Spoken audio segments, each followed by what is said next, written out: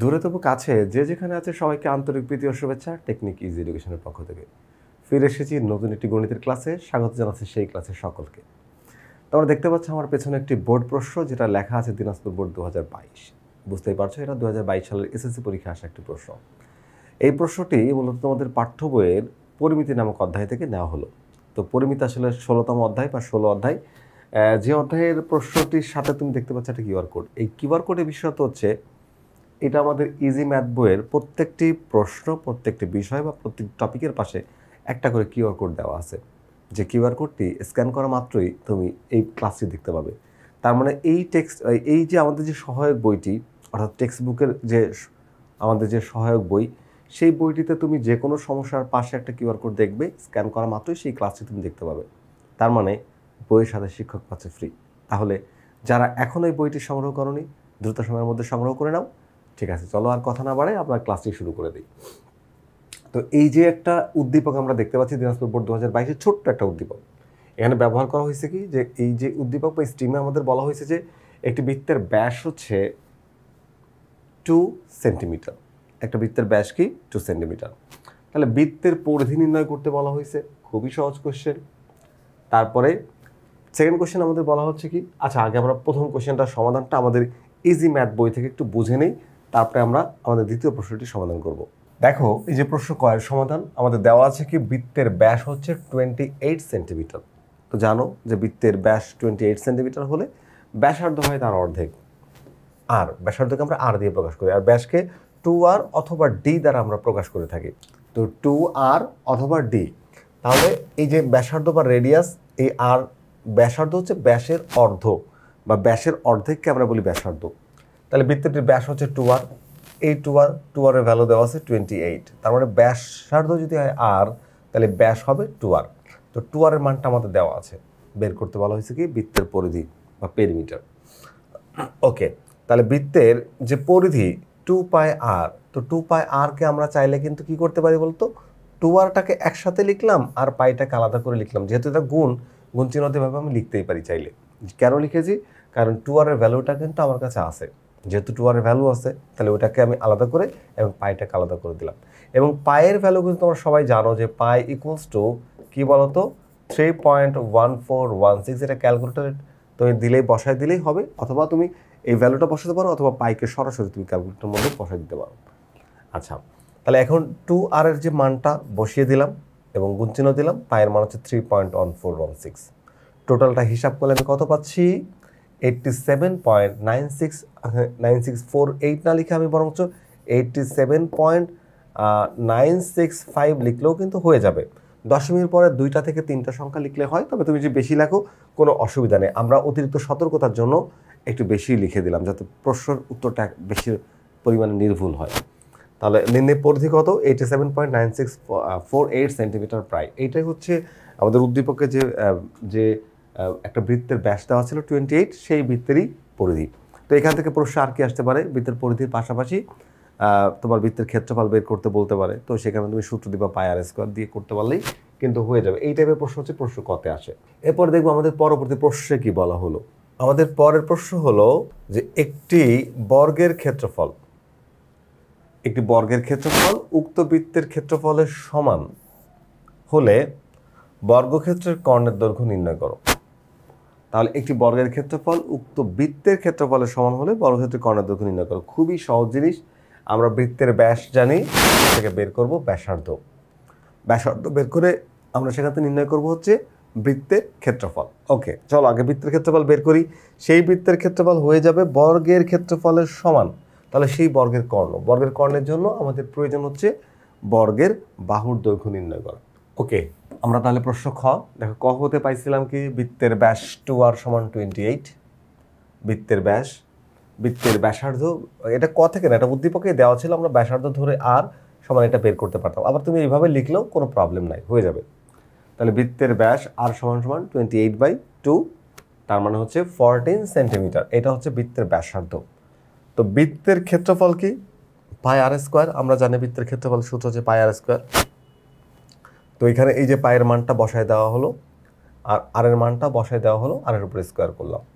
তাহলে আর স্কোয়ার বলতে 14 স্কোয়ার। তাহলে টোটালটাকে তুমি ক্যালকুলেটরের মধ্যে হিসাব করো, হিসাব করলে যাবো যে রেজাল্ট আসছে 615.7536 615.7536 বর্গ সেন্টিমিটার। যেহেতু এটা দশমিকের পরে আসছে, তুমি কষ্ট করে একটু প্রায় লিখে দেবে, অ্যাপ্রক্সিমেট অ্যান্সার এটা, মানে একবারে অ্যাকচুয়াল না, কারণ দশমিকের পরে আরও সংখ্যা ছিল, আমরা তার সেখান থেকে চারটা নিয়েছি, তাহলে এটাকে আমরা অ্যাপ্রক্সিমেট ইকুয়াল বা প্রায় সমান সমান বলতে পারি আর কি।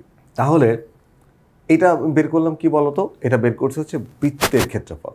এখন প্রশ্ন বলছিল কি বৃত্তের ক্ষেত্রফল বর্গের ক্ষেত্রফলের সমান হবে, তার মানে এটাই কিন্তু আমাদের বর্গের ক্ষেত্রফল। এখন ধরি যে বর্গক্ষেত্রের এক বাহুর দৈর্ঘ্য হচ্ছে এ সেন্টিমিটার, ধরে নিলাম আমি এটা, যে ধরি বর্গক্ষেত্রের এক বাহুর দৈর্ঘ্য হচ্ছে এ সেন্টিমিটার। তোমরা জানো যে বর্গের প্রত্যেকটি বাহুর দৈর্ঘ্য সমান। তো বর্গের প্রত্যেকটি বাহুর দৈর্ঘ্য যদি সমান হয়, তাহলে এক বাহুর দৈর্ঘ্য যদি এ হয়, তাহলে একটা বর্গক্ষেত্রকে আমরা দেখি যে কোনো চতুর্ভুজের যদি সেটা একটা ছন্দের মধ্যে পড়ে, বাহুকোণের মধ্যে সমকোণ হয়, তাহলে আমরা তার ক্ষেত্রফলের সূত্র জানি, দৈর্ঘ্য গুণ প্রস্থ বা ভূমি গুণ উচ্চতা।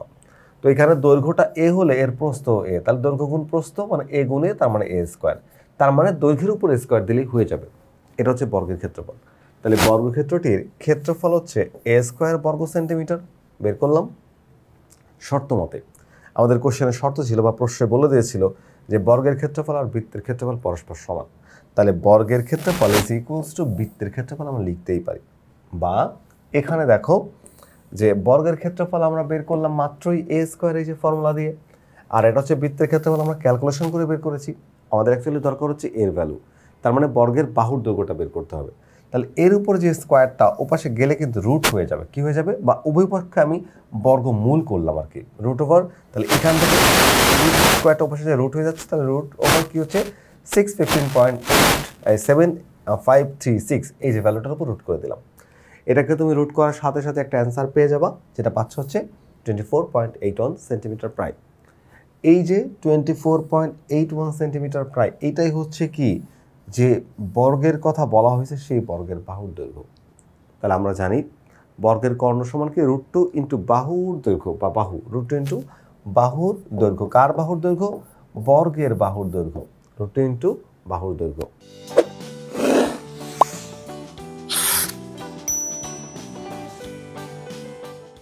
তাহলে এই হচ্ছে √2কে বসাও, বর্গের বাহুর দৈর্ঘ্য হচ্ছে এ, তাহলে এর মানটাকে আবার বসাই দাও। এই যে মানটাকে আমরা বসিয়ে দিলাম, বসিয়ে দেওয়ার পরে এটাকে ক্যালকুলেশন করো, দুইটাকে মাল্টিপ্লাই করো, ক্যালকুলেটরের মধ্যে বসায় দাও, √2 ইন্টু 24.81, হিসাব করলে আমরা পাবো 35.09 সেন্টিমিটার প্রায়। এই যে 35.09 সেন্টিমিটার প্রায়, এটাই হচ্ছে বর্গের কর্ণ। কোন বর্গটা? যে বর্গটার ক্ষেত্রফল বৃত্তের ক্ষেত্রফলের সমান ছিল। আমি ছোট্ট করে একটু সামারাইজ করে দিই আবারও। দেখো আমাদের প্রশ্নে বলা হয়েছিল যে একটা বৃত্তের ব্যাস হচ্ছে 28 সেন্টিমিটার, তাহলে ওই বৃত্তের ক্ষেত্রফলের সমান ক্ষেত্রফল বিশিষ্ট একটা বর্গক্ষেত্র আছে, তার কর্ণের দৈর্ঘ্য বের করো। তো আমরা এখানে মনে করলাম যে বৃত্তের ব্যাস হচ্ছে 28 সেন্টিমিটার, যেটাকে আমরা সেখান থেকে বের করলাম ব্যাসার্ধ 14 সেন্টিমিটার। বৃত্তের ক্ষেত্রফল পাই আর স্কোয়ার, সূত্রের মধ্যে ভ্যালুগুলো অ্যাড করলাম, তারপর হিসাব করে পেলাম যা, সেটাই হচ্ছে বর্গের ক্ষেত্রফল। আমরা বর্গের বাহুকে ধরলাম এ, ক্ষেত্রফল হচ্ছে এ স্কোয়ার।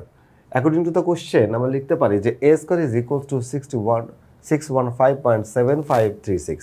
তাহলে এখান থেকে এ ভ্যালুটা বের করলাম, বের করে পেলাম কি এটা অ্যাকচুয়ালি কি, এটা হচ্ছে লেন্থ অফ এ স্কোয়ার, মানে একটা বর্গের একটি বাহুর দৈর্ঘ্য। ওকে, তাহলে এই যে আমরা যে লেন্থটা বের করলাম, অর্থাৎ একটা সাইডের লেন্থ বের করলাম, এই লেন্থটা তার সাথে যদি আমরা √2কে মাল্টিপ্লাই করি, তাহলে আমরা পেয়ে যাব কি, পেয়ে যাবো হচ্ছে বর্গের কর্ণ। কারণ বর্গের কর্ণের ফর্মুলা হচ্ছে, বা যে বর্গের যে ডায়াগোনাল বা কর্ণ, তার ফর্মুলা হচ্ছে কি বলতো, √2 ইন্টু বাহুর দৈর্ঘ্য। তাহলে √2-র সাথে আমরা তার একটা সাইডকে অ্যাড করে দেবো, দিলেই কিন্তু আমরা কি পেয়ে যাবো বলতো, এই বর্গের যে কর্ণের দৈর্ঘ্যটা আমরা পেয়ে যাব। আশা করি তোমরা খ নম্বর প্রশ্নটি বুঝতে পেরেছো। তাহলে চলো এবার প্রশ্ন গ এর সমাধান করি। আমাদের প্রশ্ন গতে বলা হচ্ছে যে বৃত্তটির পরিধি একটি সমবাহু ত্রিভুজের পরিসীমা সমান। কি বলা হচ্ছে বলতো, বৃত্তটির পরিধি একটি সমবাহু ত্রিভুজের সমান, পরিসীমা সমান হলে এদের ক্ষেত্রফলের অনুপাত বের করো। মানে ক্ষেত্রফল চাইনি, অ্যাকচুয়ালি ক্ষেত্রফলের অনুপাত চাইছে। অনুপাত মানে কি, কোনো একটা বৃহত্তর বা বড় সংখ্যাকে সংক্ষিপ্ত আকারে ভাগের মাধ্যমে প্রকাশ করাই হচ্ছে অনুপাত। তাহলে এখানে দুইটি বা হতে পারে বা তার চেয়ে বেশি হতে পারে। এখানে যেহেতু আমাদের বলছে বৃত্তটির পরিধি এবং সমবাহু ত্রিভুজ, তার মানে দুইটার ক্ষেত্রফলের অনুপাত বের করতে হবে। ওকে, কোশ্চেন গ। এই গতে বলা হয়েছে ক থেকে প্রাপ্ত বৃত্তটির পরিধি হচ্ছে, এই ভ্যালুটা আমরা কোথায় পাইছিলাম বলো তো? এইটা পাইছিলাম হচ্ছে আমরা কোথায়, কতে, যে 87.9648, এটা হচ্ছে বৃত্তটির পরিধি। তাহলে এই বৃত্তের যে পরিধিটা আমরা বের করলাম, এবার ধরি সমবাহু ত্রিভুজের একটা বাহুর দৈর্ঘ্যকে এক্স ধরলাম, ধরতেই পারো তুমি, এক্স ধরতে পারো, এ ধরতে পারো, পি ধরতে পারো, হোয়াটএভার তোমার যা ইচ্ছা তাই ধরতে পারো। তো ধরে নিলাম যে এর দৈর্ঘ্য হচ্ছে এক্স সেন্টিমিটার। তাহলে সমবাহু ত্রিভুজের পরিসীমা আমরা জানি, সমবাহু ত্রিভুজের প্রত্যেকটি বাহুর দৈর্ঘ্য সমান হয়, পরিসীমা হবে x plus x plus x, তার মানে 3x সেন্টিমিটার। এটা কি বের করেছি? সমবাহু ত্রিভুজের পরিসীমা। আমরা জানি যে সমবাহু ত্রিভুজের পরিসীমা হচ্ছে 3x বা 3 ইন্টু বাহুর দৈর্ঘ্য হয়ে গেল। তো এইখানে একটা কি দেওয়া ছিল বলো তো? এটা দেওয়া ছিল হচ্ছে বৃত্তের পরিধি, যেটা আমরা কতে বের করছি। তো এখানে শর্তে আমাদের প্রশ্নে বলে দিয়েছিল যে সমবাহু ত্রিভুজের পরিসীমা আর বৃত্তের পরিধি পরস্পর সমান। তাহলে বৃত্তের পরিধি ইজ ইকুয়ালস টু সমবাহু ত্রিভুজের পরিসীমা, এটা আমাদের প্রশ্নের কন্ডিশন দেওয়া ছিল। তো অ্যাকর্ডিং টু দ্য কন্ডিশন আমরা লিখতে পারবো যে এইটা সমান ওইটা। তা আমাদের অ্যাকচুয়ালি এক্স এর ভ্যালু বের করতে হবে। কিসের ভ্যালু বের করতে হবে বলো তো? এক্স এর ভ্যালু। তাহলে এক্স এর সাথে 3 ছিল মাল্টিপ্লাই, এই পাশে এসে হয়ে গেছিল ডিভাইড। তাহলে 87.964কে যখন আমরা 3 দ্বারা ডিভাইড করলাম, তখন পেলাম কি 29.3216 সেন্টিমিটার। এটা কি বলতো? এইটা হচ্ছে সমবাহু ত্রিভুজের বাহুর দৈর্ঘ্য। তো সমবাহু ত্রিভুজের বাহুর দৈর্ঘ্য আমরা পেয়ে গেছি। কারণ সমবাহু ত্রিভুজের বাহুর দৈর্ঘ্যটা কেন বের করার দরকার ছিল? কারণ ক্ষেত্রফল বের করার জন্য বাহুর দৈর্ঘ্যটা জানা জরুরি। সমবাহু ত্রিভুজের ক্ষেত্রফলের সূত্র আমরা জানি √3/4 ইন্টু এক্স স্কোয়ার। এখানে এক্স যেহেতু বাহুর দৈর্ঘ্য, তারপরে √3/4 ইন্টু বাহুর দৈর্ঘ্য। তাহলে তোমরা কি করবে এখন? এই √3/4 আর এক্স এর ভ্যালুটা এখানে বসাই দিবা, আর কোনো কাজ নাই। এক্স এর উপরে স্কোয়ার থাকায় এই মানটার উপর একটা স্কোয়ার করে দিবা। এইটাকে তুমি পুরোটাকে যদি ক্যালকুলেটর হিসাব করো, প্রথমে √3/4 হিসাব করলা, তার সাথে এটাকে গুণ করে দিলা, দিলেই তুমি কি পারবা বলো তো? এই মানটা পেয়ে যাবা। কত পাবা? এটা পাবা হচ্ছে 372.2858 বর্গ সেন্টিমিটার। এটা হচ্ছে কি বলতো? ত্রিভুজের ক্ষেত্রফল। কোন ত্রিভুজের? সমবাহু ত্রিভুজের ক্ষেত্রফল। আর আমরা বৃত্তের ক্ষেত্রফল বের করেছিলাম কত? 615.7583 বর্গ সেন্টিমিটার। এটা আমরা হচ্ছে খতে বের করেছিলাম। তাহলে আমাদের বলা হয়েছে যে দুইটার ক্ষেত্রফলের অনুপাত। তাহলে আমরা এখানে লিখতে পারবো যে কি বলতো? বৃত্তের ক্ষেত্রফল ইস টু সমবাহু ত্রিভুজের ক্ষেত্রফল। তাহলে বৃত্তের ক্ষেত্রফল ইস টু ত্রিভুজের ক্ষেত্রফল দিলাম। এবার আমরা কি করলাম বলতো? এর মধ্যে ছোট কোনটা, যেটা ছোট হয় সেটাকে দিয়ে ভাগ করে দিবা। এইটাকেও আমরা ভাগ করলাম এই সংখ্যা দ্বারা, মানে 372.2858 দ্বারা, 372.2854 দ্বারা ভাগ করে দেবো এটাকে, ওটা হয়ে যাবে 1। আর এটাকে ওইটা দ্বারা ভাগ করব, ভাগ করলে আমরা পাবো হচ্ছে কি বলতো? এই যে 165 এই যে আমরা করলাম কি, ছোট সংখ্যাটা দিয়ে এটাকেও ভাগ করলাম, এটাকে এটা দ্বারা ভাগ করলে 1 হয়ে যায়, আর এটা দিয়ে ভাগ করলাম এটা। তাহলে এই যে ভাগফল হচ্ছে পাবো হচ্ছে 1.65, আর এখানে তো 1। তার মানে এই যে দুইটা ক্ষেত্রফল আমরা বের করলাম, তাদের ক্ষেত্রফলের অনুপাত কি হলো বলতো? 1.65:1। এই হচ্ছে ক্ষেত্রফলের অনুপাত। তাহলে আরেকবার ছোট্ট করে একটু সামারাইজ করে দিই। আমাদের এখানে ত্রিভুজের পরিসীমা আর সমবাহু ত্রিভুজের যে পরিধি আর পরিসীমা আসলে একই জিনিস। ত্রিভুজের পরিধি আর সমবাহু ত্রিভুজের পরিসীমা পরস্পর সমান। তো ত্রিভুজের পরিধি আমরা কতে বের করেছি? এখানে সমবাহু ত্রিভুজের বাহুর দৈর্ঘ্য এ হলে পরিসীমা হচ্ছে 3x, বা বাহুর দৈর্ঘ্য x হলে তো পরিসীমা হচ্ছে 3x। তাহলে আমরা প্রশ্ন অনুসারে এখানে এই 3x সমান একটা লিখতে পারি, সেখান থেকে একটা বাহুর দৈর্ঘ্য বের করলাম, একটা বাহুর দৈর্ঘ্য থেকে বের করলাম হচ্ছে ক্ষেত্রফল।